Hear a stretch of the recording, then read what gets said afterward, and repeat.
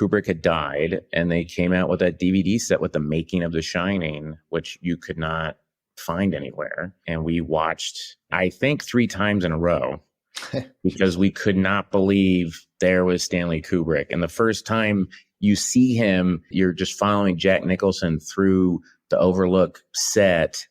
And then it arrives at this big burly guy in a coat who's balding with the big glasses and a giant beard. And that's Kubrick. And up until that moment, I thought he was British. He starts talking like this, and he's like, all right, Shelley, what we have to do here is we have to get you over to the... Shelley, I'm telling you, it's too many times.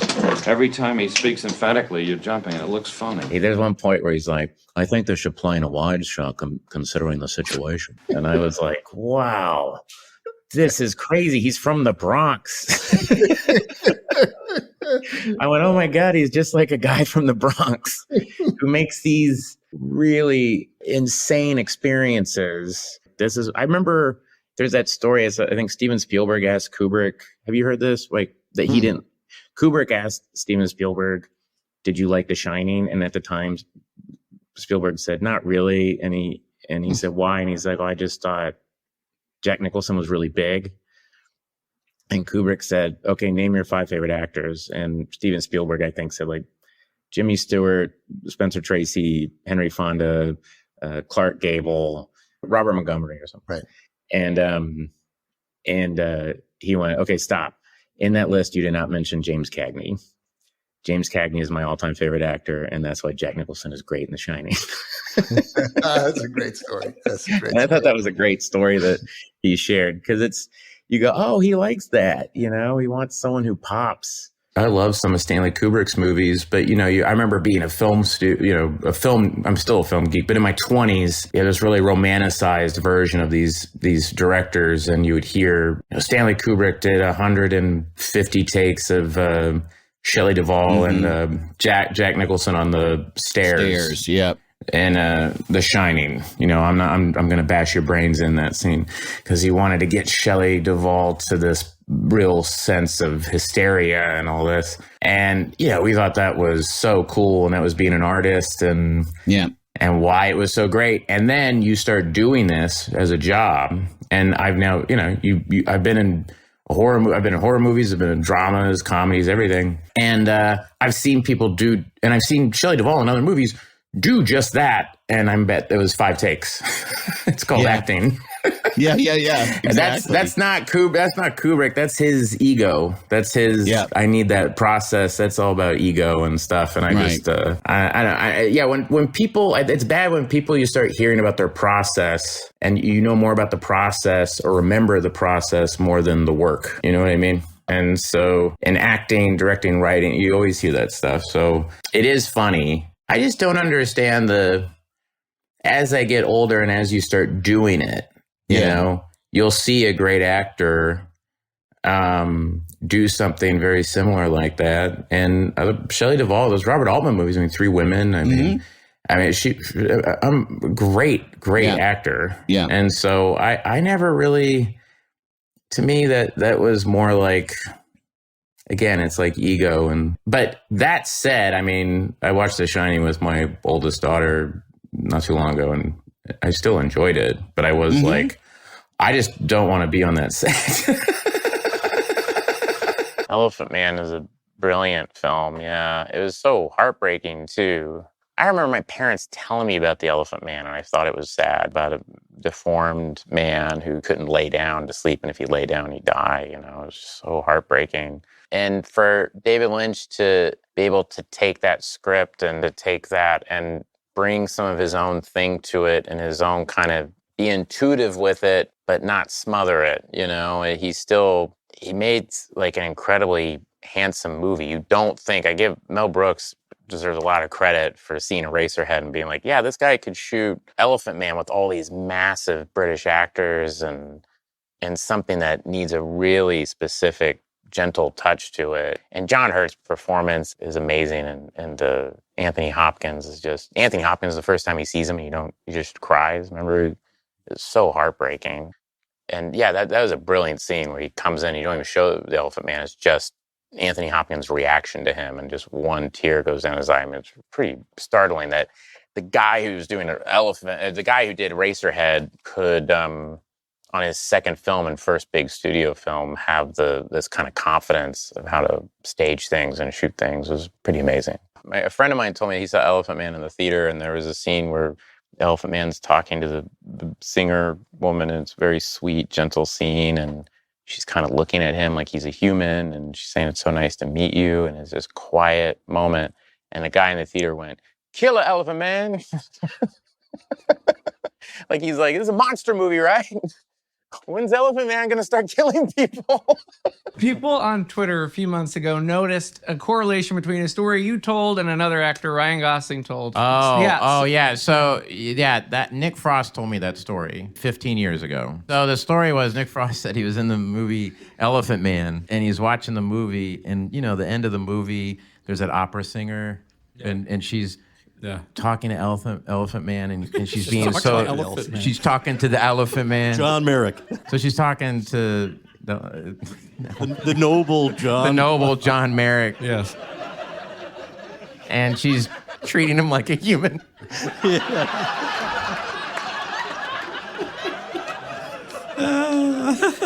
And some guy in the theater yelled out, "Killer Elephant Man." Like he thought it was a monster movie. Totally. So he told me that story, and I thought it was very funny, and I told it. And then I guess Ryan Gosling told the exact same story, like it happened to him. Maybe it did happen to him. I don't know. Yeah, it's possible. But now it's this whole, I'm not on social media, Is it a feud? Is it a people social will media come up feud? to me and be like, "Hey, man, Gosling stole your story." And I'm like, "Hey, man, get a fucking life."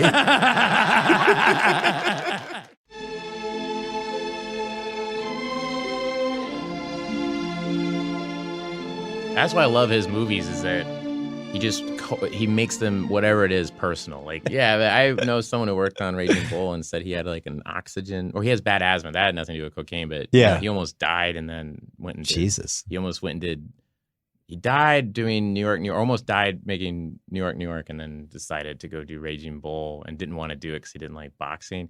I remember reading, he goes, I didn't like watching sports because it was all from one angle. Like in 60s, that's interesting. Which I was like, oh, that's interesting. Yeah. He's like, it was all from one angle, and he liked, movies where it popped around, but it was all one angle. And so he's like, I don't know about boxing, but De Niro's like, I want to play this boxer. And then, it's like one of his best movies, and then it's so funny how those things happen. Tough rewatch. Yeah, that's a rough movie to watch, but I really like that. It's the scene. It's what they talk about in Raging Bull. The whole "you fuck my wife" scene. You fuck my wife. What? You fuck my wife.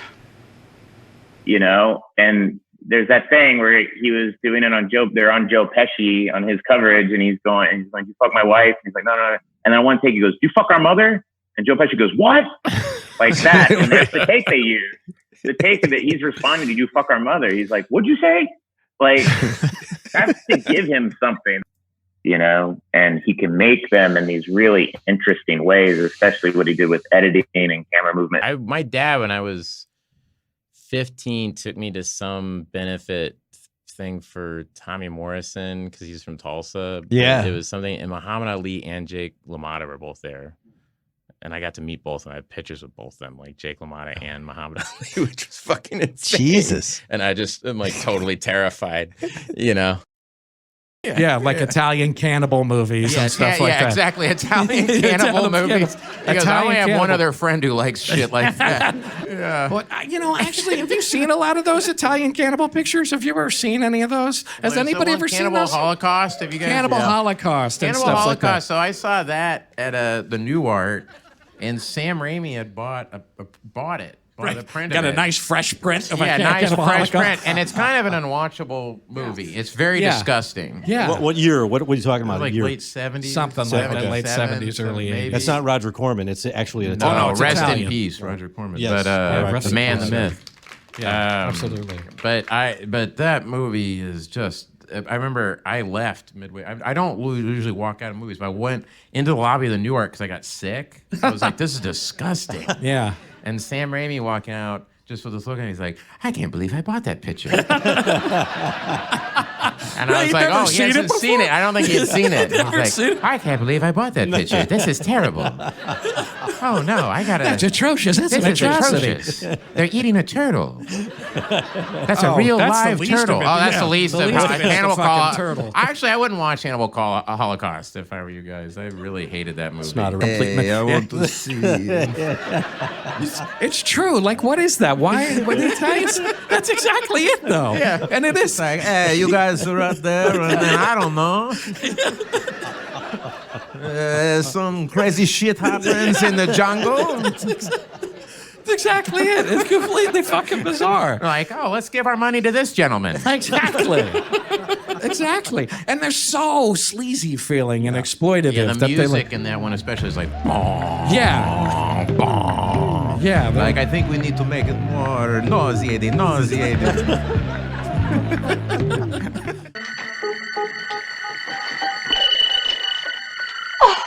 It's the children. Oh. What's the first movie? Do you remember the first movie you saw? Or first movie that made an impression on you? Like first horror movie or anything like any movie that made a real impression on you? I remember seeing on television this, I think I might have told you about this. There was a shot of a school bus going into some fog. And it really scared the shit out of me when I was a kid. And I was like, Just that image is what you just that remembered image from on it. TV. And I went, what the? Oh my God. I drive a school bus. I'm in the school bus. I take the bus. That could happen. I also take the bus. This is my story. There's fog? What? And so, and then YouTube happened. One day I really was walking down the street by myself and I thought about this in New York and I was like, I wonder, I bet I can YouTube school bus fog trailer. Yeah. And it's a movie called The Children from 1980. Has Somebody anybody know it? heard it? Sound Has like anybody somebody seen knew that? it. Children. The Children. But The Children had a huge... You don't remember the rest of the movie. All you remember is that with the bus. You know what I mean? How fucking terrifying was the school bus, though, when we were kids? It was fucking terrifying. I hated the actually. school bus. Yeah, me too. Lord of the Flies, yeah. Yeah. I just thought it was awful. It was scary. And I remember missing my stop once. Me too. And it was a nightmare. Nightmare. Because I thought, I'm going to have to go home with this driver. Exactly. Yeah, totally. Like, what happens? I'm stuck on the fucking bus with this person. I have to do my homework. I got to sleep here. Totally. I'm never going to They just see my pull up family. And they're like, oh, well, looks like you're coming with me. That's exactly it. Like, can't you just go back around? No, not allowed to. Yeah, it was terrifying. Terrifying. So that made an impression. The That children. made an impression.